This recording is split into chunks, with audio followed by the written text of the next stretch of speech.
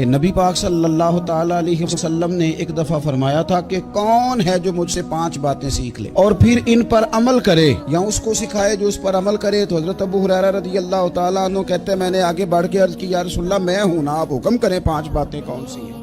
اللہ کے پیارے رسول صلی اللہ تعالیٰ علیہ وسلم نے فرمایا اللہ تعالیٰ کی حرام کردہ چیزوں سے بچ جاؤ، سب سے بڑے عبادت گزار بن جاؤ گے۔ پھر نبی پاک صلی اللہ تعالیٰ علیہ وسلم نے دوسری بات ارشاد فرمایا اللہ تعالیٰ کی تقسیم پہ راضی ہو جاؤ، سب سے بڑے غنی بن جاؤ گے۔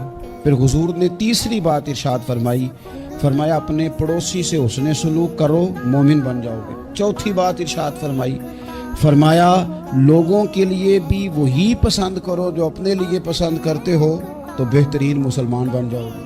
پھر حضور سید عالم صلی اللہ تعالیٰ علیہ وسلم نے 5ویں اور آخری بات ارشاد فرمایا زیادہ ہنسا نہ کرو، زیادہ ہنسنے سے دل مردہ ہو جاتا ہے۔